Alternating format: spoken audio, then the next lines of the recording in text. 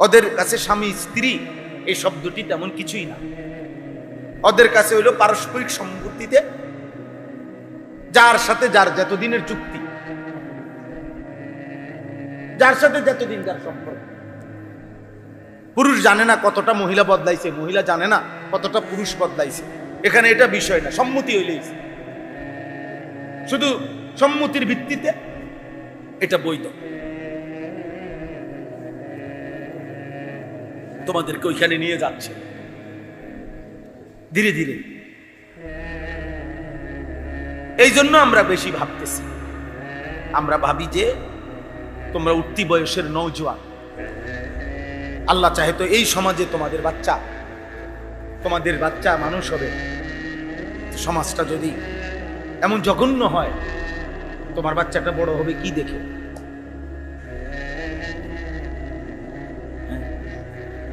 তোমার সমবয়সী তো তোমার স্ত্রী হবে। প্রত্যেক পুরুষের স্ত্রী গড়ে সচরাচর 8-10 বছর ব্যবধান হয় না ভাই?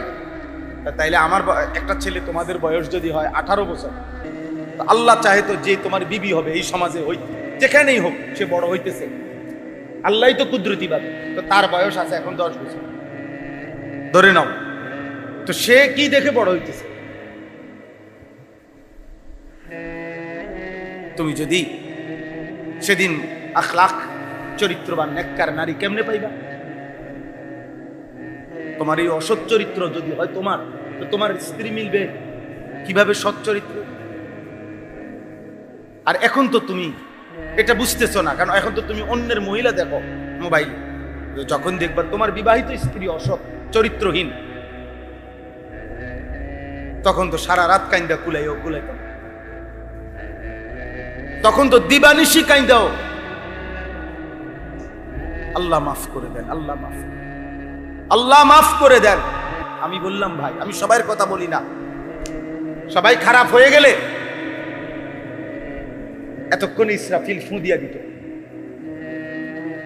ভালো মানুষ আছে, এখনো আছে, কিন্তু দৃশ্যমান আমাদের চোখে দেখা, চারিদিকে আমরা সবাই মিলেই দেখতেছি অসভ্যতা, অশ্লীলতা, বেহায়াপনা, ঘরে ঘরে অশান্তি দ্বিগুণ না শতগুণ বেড়ে গেছে। 400 কোটি টাকার মালিক এই মসজিদে বসে, আল্লাহর ঘরে বসে কোরআন সামনে বলতেছি, বেচারা বলতেছে হুজুর আমি 400 কোটি টাকার মালিক। 4 কোটি না ভাই, 400 কোটি টাকার মালিক। বাচ্চার মতো আমারে জড়ায় ধরে আলাদা কানছে, হুজুর আমি জানি প্রতিদিন আমার স্ত্রী, বিবাহিত স্ত্রী, সে জিনা করে অন্য পুরুষের সাথে, আমার ওই হিম্মত নাই। পরিবেশের পরিস্থিতিতে আমি এমন ভাবে বাধা, আমি যে বলবো তাকে বাধা দেব, আমার ওই সাহস নেই।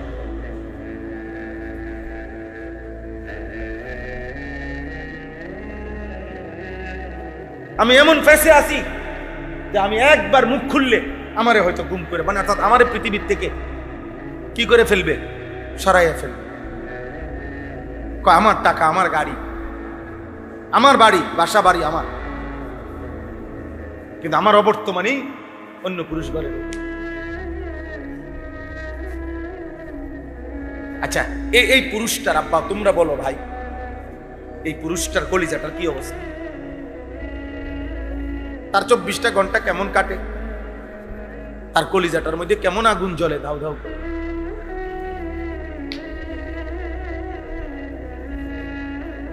বাপ, যদি মনে করো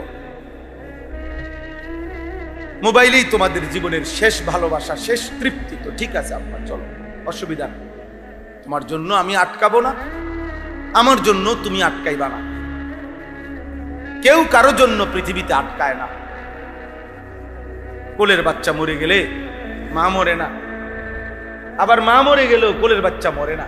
এই বাচ্চা নাবালক, কোলের বাচ্চাও, নবজাতক সন্তানও কোনো না কোনো কোলে পিঠে করে ধীরে ধীরে বড় হয়ে যায়। কারো না কারো বুকের দুধ খাইয়া আল্লাহ তারে ঠিকই হায়াত দেয়। তার মানে ওই মার জন্য কোলের বাচ্চা থেমে নাই, কোলের বাচ্চার জন্য মা থামে নাই। কারো জন্য কেউ আটকায় না। কিন্তু আমাদের আখেরাত তো বরবাদ হবেই গুনার কারণে, কিন্তু আমাদের দুনিয়াটাও কঠিন হয়েছে, আমাদের দুনিয়াটাও কঠিন হয়েছে। কোনোভাবেই আমরা তোমাদেরকে ফেরাইতে পারছি না। তোমরা বেশিরভাগ ছেলে পেলেকে কোনোভাবেই বুঝানো যাচ্ছে না যে মোবাইল এটা জীবনের শেষ কাজ না। একজন যুবক, একজন শক্ত সামর্থ্য ইমানদার মুসলিম পুরুষ, প্রিয় ভাই আমার, উচিত ছিল পৃথিবী করো, আখেরাতও করো, দুনিয়াও তুমি মেহনত করো, পরিশ্রম করো, তুমি লাখ টাকা উপার্জন করো, অসুবিধা কি? তুমি রোজগার করো, রোজগার পরিশ্রম করো, হালাল উপার্জন কোনো একটা করো, আবার আখেরাতের জন্য নামাজ পড়ো। আমরা তো রোজগার করতে নিষেধ করি না, আমরা তো নিষেধ করছি মোবাইল টিপতে, আমরা তো নিষেধ করছি ঘন্টার পর ঘন্টা নিজের হায়াত, নিজের জীবনের সবচেয়ে মূল্যবান সময় বানের পানির মতো চলে যাচ্ছে। এক একবার মোবাইল নিয়ে বসলে বন্যার পানির মতো, স্রোতের মতো সময়টা চলে যায়। 3 ঘন্টা গেল বা শেষ, কিছুই দেখে না, উল্লেখযোগ্য কিচ্ছু দেখে না। 4 ঘন্টা নাই, 7 ঘন্টা নাই, শুইতে বসছে, ফজরে ভোর হয়ে গেছে, রাতের 5 ঘন্টা হয়তো মোবাইল দেখছে। কি দেখছে আব্বা? জিজ্ঞাসা করো, বাবা কি দেখছো, কি উপার্জন হইল, কি অর্জন হইল? নারী যে দেখছো, সে নারীরও তো ভোগ করতে পারলা না, বিয়েও তো করতে পারলা না, নর্তকীরি দিয়া কিছু তো করতেই পারলা না, শুধু চোখের দেখা দেখে শরীরটাও নষ্ট করলাম, যৌবনের সক্ষমতাটাও নষ্ট করলাম, সম্পদও নষ্ট করলাম, আখেরাতটাও জাহান্নাম নষ্ট বরবাদ করলাম। অর্জন কি? আমরা বুঝাইতে চেষ্টা করলাম, কেউ একজন ভাইব এটা ঠিক না, এটা উচিত। মোবাইলের এই আসক্তি, এই অসভ্যতা, বেঈমান, এটার মধ্যে জাদুর মতো, মন্ত্রের মতো কিছু দিয়ে দিছে মনে হয়, যেন এটা যেন জিনে নিয়ন্ত্রণ করে, এটা যেন ভূতে নিয়ন্ত্রণ করে, এটার মধ্যে কোনো মন্ত্র আছে, কোনো তাবিজ আছে। বেঈমান এভাবে চাচ্ছে যে একটা মিনিট, একটা ঘন্টা মুসলিম সবচেয়ে মূল অংশ মুসলমানের যুবক, আমরা কিতাবে পড়ছি আল্লাযীনা নাসারুর রাসূল সাল্লাল্লাহু আলাইহি ওয়াসাল্লাম ওয়া হুমুশ শাবাব, 23 বছর নবীজির নবুয়তের কাজে যারা তাকে সবচেয়ে বেশি সহযোগিতা করেছে, হুমুশ শাবাব, তারা ছিল যুবক। হযরত আব্দুল্লাহ ইবনে মাসউদ রাদিয়াল্লাহু তাআলা আনহু বলেন, নবীজির বিখ্যাত সাহাবী, তিনি বলেন বদরের যুদ্ধ থেকে শুরু করে নবীজির জীবনের সকল যুদ্ধে আমরা ছিলাম, অংশগ্রহণ করছি। কুন্না নাগজু মা রাসূলিল্লাহ সাল্লাল্লাহু আলাইহি সাল্লাম ওয়া নাহনু শাবাব, তিনি বলেন সকল যুদ্ধে আমরা নবীজির সাথে অংশগ্রহণ করেছি, আর আমরা ছিলাম যুবক। যুবক হযরত মালিক ইবনুল হুয়াইরিস একজন সাহাবী রাদিয়াল্লাহু তাআলা, বুখারী মুসলিমের ইবারত, বুখারী মুসলিমের হাদিস, তিনি বলেন আতাইনা রাসূলুল্লাহ সাল্লাল্লাহু আলাইহি ওয়াসাল্লাম, আমরা নবী সাল্লাল্লাহু আলাইহি সাল্লামের কাছে আসলাম থাকার জন্য। ওয়া নাহনু শাবাবাতুন মুতাকারিবুন, আমরা ছিলাম সমবয়সী যুবক, এক বয়সী আমরা কিছু যুবক ছেলে, সবার বয়স 15-16, সবার বয়স 17-18, এর ভিতরে। ফাআকামনা ইনদাহু 20 ইয়াওমান, আমরা নবীজির কাছে এই সমবয়সী যুবকগণ 20 দিন পুরা নবীজির কাছে ছিলাম। এক বয়সী আমরা নবীজির কাছে দিন শিখছি। ওয়া কানা রাহিমান রাফিকান, সুবহানাল্লাহ। সাহাবী বলেন নবীজি ছিলেন অত্যন্ত দয়ালু, অত্যন্ত বন্ধুসুলভ। রফিক, তিনি ছিলেন আমাদের প্রতি খুব বন্ধুসুলভ।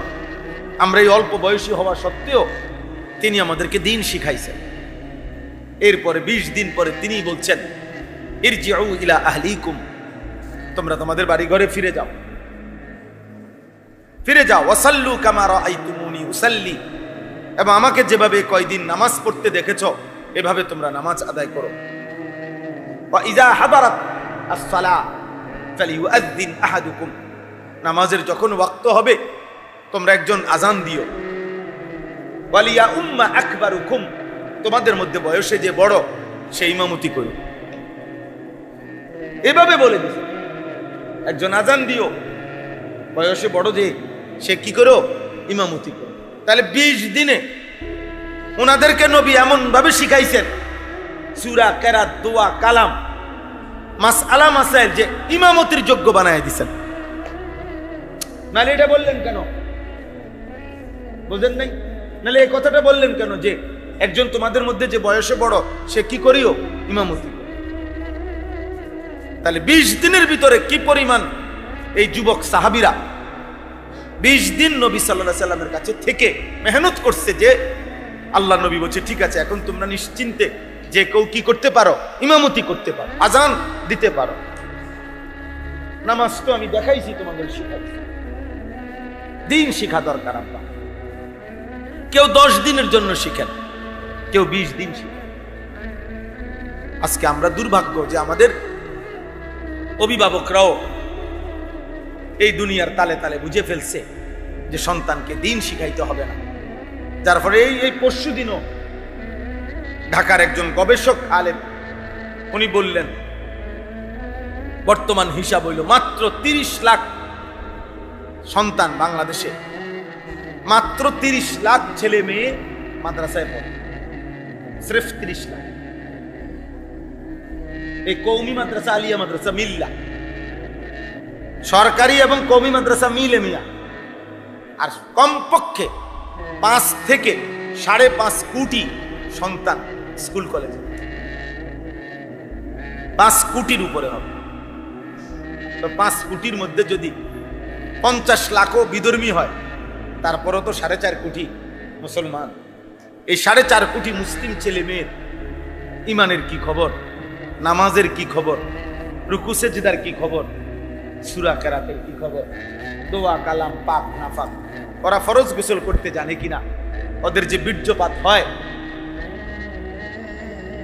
তো ওরা ফরজ গোসল করে কিভাবে, ওরা নামাজ যে পড়ে, শুক্রবারেও যে কয়জনে নামাজ পড়ে, তো শুক্রবারে যে নামাজ পড়ে ওটা কি পড়ে আপনি কোনোদিন শুনছেন? আপনি না মসজিদে দেখছেন হেতের আইসে, আচ্ছা আমিও বলছি আইসে, কিন্তু তার আত্তাহিয়াতুটা শুনছেন না, তার দোয়ায়ে কুনুত শুনছেন না, তার দুরূদ শরীফ শুনছেন নি, যেটা পারে না না পারে, এটা হয় না না হয়। কোরআন শরীফ যদি অশুদ্ধ হয়, সূরা কেরাত, তার তো নামাজ হয় না, নামাজ হয় না। যাও আব্বা বাইরে ঘুরে আসো, বাইরে ঘুরে আবার ওই খাওয়াইবার টাইমে আইসো, আরো ফলাফাই নিয়ে আইসো।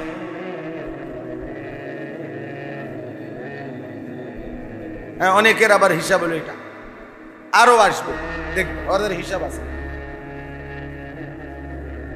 চলেন, তাইলে এটা জরুরি। আমাদের যে সন্তান 5 ওয়াক্ত নামাজ পড়ে না, যে কয়জন পড়ে জুমা শুধু শুক্রবার কি পড়ে, রুকুর তাসবিহ কি পড়ে, সেজদার তাসবিহ কি পড়ে, এটা কে শিখাবে এদের? সুবহানা রাব্বিয়াল আ'লা কি পড়ে, সুবহানা রাব্বিয়াল আযীম শুদ্ধ না হইলে নামাজ হবে না। যার সূরা কেরাত অশুদ্ধ, খোদার কসম তার নামাজ হবে না, জওয়ান হোক বুড়া হোক। নামাজের মধ্যে কেরাত পড়া এটা একটা ফরজ, নামাজে কেরাত পড়া কি ফরজ, অতএব ফরজ ছুটে গেলে নামাজ হয় না। আর ভুল কোরআন শরীফ, সূরা কেরাত, এর দ্বারা নামাজ হবে। আপনি মনে করেন মোটামুটি কাছাকাছি, না না, মোটামুটি কাছাকাছি কিছু নেই। আপনারা আমি একটা উদাহরণ দিই, সবাই বুঝবেন।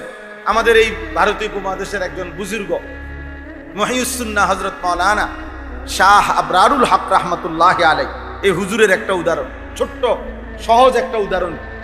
উনি ছিলেন এমন একজন ব্যক্তি এই পৃথিবীতে যিনি সবচেয়ে বেশি কোরআনের মেহনত এই পৃথিবীতে করে গেছিলেন।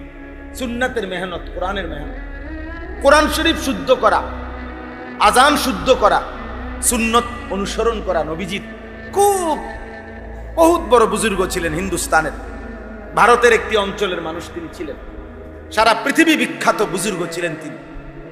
তো উনি আমাদের বাংলাদেশ সফরে আসতেন। বাংলাদেশে অনেক জেনারেল শিক্ষিত বড় বড় প্রফেসর, ইঞ্জিনিয়ার ওনার মুরিদ ছিল। এর মধ্যে বাংলাদেশের বুয়েটের একজন বড় প্রফেসর, প্রকৌশল ইঞ্জিনিয়ারিং ইউনিভার্সিটির হযরত কিছুদিন আগে ইন্তেকাল করছেন, প্রফেসর হামিদুর রহমান রাহমাতুল্লাহ আলাইহি। অনেক বড় বুজুর্গ ছিল বাংলাদেশের ইতিহাসে, জেনারেল শিক্ষিতদের মধ্যে শ্রেষ্ঠ আল্লাহর ওলি ছিলেন। তো এই প্রফেসর হামিদুর রহমান উনি বড় প্রফেসর, উনি ছিলেন ওনার মুরিদ, আর উনি ছিলেন হাফিজ হুজুর রাহমাতুল্লাহ আলাইহির খলিফা প্রফেসর সাহেব, এবং ওনার সাথে গভীর নিসবত, দুজনের খলিফা। তো একদিন বাংলাদেশ সফরে আসছে। তো এই প্রফেসর হামিদুর রহমান সাহেবের দাওয়াতে আরো বড় বড় 15-20 জন জেনারেল শিক্ষিত প্রফেসর, ইঞ্জিনিয়ার, বড় বড় শিক্ষিত, ওনারা সহ, উনি হযরত সহ একটা বাড়িতে মেহমান হিসাবে ওই 10 তালা না 15 তালার মধ্যে উপরে উঠবে ঢাকা শহরে। তো সাথে সব দাঁড়ানো হয়েছে হযরতের এই ইংরেজি শিক্ষিত প্রফেসর। তো উনি লিফট, এই উপরে উঠতে হলে লিফটে উঠতে হবে না, কথা বুঝেন? লিফট বুঝেন তো আপনারা? লিফট। এই হযরত তখন ইচ্ছা করে ওই উনার বক্ত যে মুরিদ প্রফেসর হামিদুর রহমান, ওনারে বলতেছে যে ভাই লেফট কিধার হে, লেফট কোন দিকে? কি বলছেন? লেফট কোন দিকে? তো শব্দটা কি? লিফট। শব্দটা কি? লিফট। উনি ইচ্ছা করে বলছে যে লেফট কোন দিকে, তো শব্দটা তো লেফট না, আর লেফট মানে তো লিফট না। লেফট মানে বাম দিক, রাইট মানে ডান দিক। তাহলে লেফট বলা দ্বারা আপনারা বলেন তো লিফট মোটামুটি বুঝে গেছিনি? মোটামুটি বুঝে গেছে। একজন মানুষ যদি বলে লেফট, তো এটার দ্বারা লিফট বোঝা যায়, মোটামুটি বোঝা যায়, কাছাকাছি বোঝা যায়। লেফট মানে তো বাম দিক। তাহলে এটা যদি বলে আর আপনি বুঝাইতে চাইছেন লিফট, তো এটা আপনি মোটামুটি বুঝছেন তো যে উনি লেফট বলতে লিফট বুঝাইছে। আমি যদি এখানে দাঁড়াইয়া বলি লেফট, আপনি বুঝবেন লিফট, আপনি বুঝবেন লিফটের কাছাকাছি। তাহলে ন্যূনতম এক জাররাও তো এটাকে লিফট বুঝাবে না লেফট বলার দ্বারা, এটা সম্পূর্ণ পৃথক। অথচ LEFT লেফট, LIFT লিফট, তাহলে একটি অক্ষর শুধু বদলাইছে, 3টা অক্ষর সেম। LFT এই 3টা তো দুটো অক্ষরের মধ্যে সমান, বদলাইছে শুধু কি একটা অক্ষর। ছিল অক্ষরটা I, উনি বলছেন কি ই। এতে করে অর্থটা এতটাই ব্যতিক্রম হয়েছে যে লিফট তো বুঝাই নাই, কাছাকাছিও বুঝায় নাই, মোটামুটিও বুঝায় নাই। তখন ওই প্রফেসর হামিদুর রহমান কানে কানে হযরতকে বলতেছেন, হযরত লেফট নেহি হে, ইয়ে লিফট হ্যাঁ। উনি মনে করছে যে হযরত জানে না বা বুঝে নাই বা খেয়াল করে নাই, তো হযরতকে ঠিক করে দিতেছে, হযরত শব্দটি লেফট নয় লিফট। এই তখন হযরত বলছেন, ভাই মাই তো ইয়ে কাহ রাহা হ্যায়, আমি তো যুগ যুগ ধরে বছরের পর বছর এটাই বলতেছি তোমাদেরকে, এটাই তো বুঝাইতে চাচ্ছি যে একটি শব্দ লিফট, এটা যদি আমি একটি অক্ষর বদলাইয়া ফেলার কারণে সম্পূর্ণ ভিন্ন বুঝায়, ন্যূনতম যদি লিফট না বুঝায়, তো কোরআনুল কারীম অশুদ্ধ পড়িলে, একটা অক্ষর ভুল পড়িলে, তো কোরআনের মূল শব্দ যেটা, এটা কেমনে বুঝায়?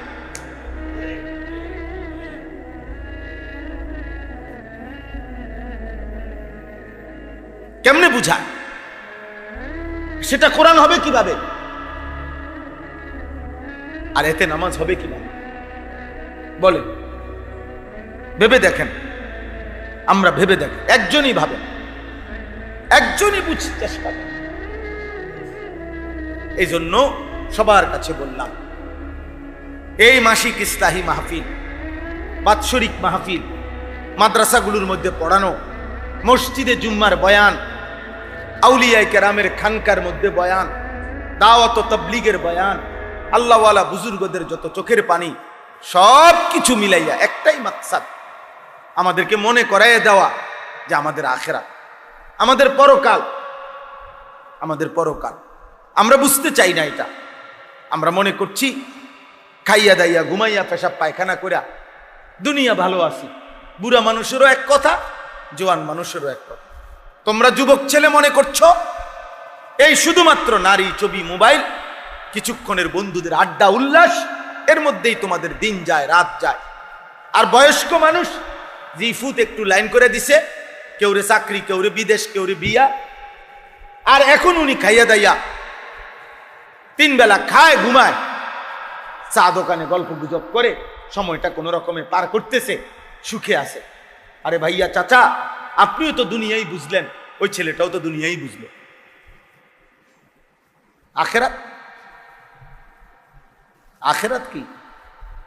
আখেরাত কোথায়?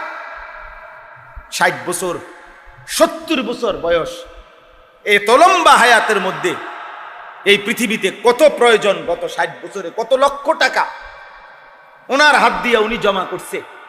কখনো বিদেশ পাঠাইছে, কখনো মেয়ে বিয়ে দিছে, কখনো বাড়িতে ঘর করছে, কখনো জমি কিনছে, কখনো সংসারের খরচ করছে, ফার্নিচার কিনছে, অলংকার কিনছে, আসবাবপত্র কিনছে।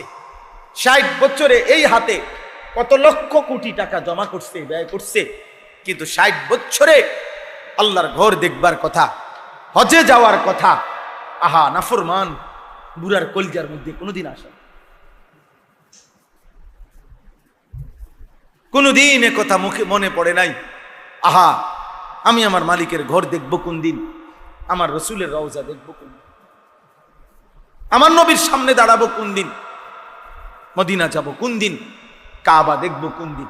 এ কথা মনেও আসে, এ কথা ভাবেও নাই।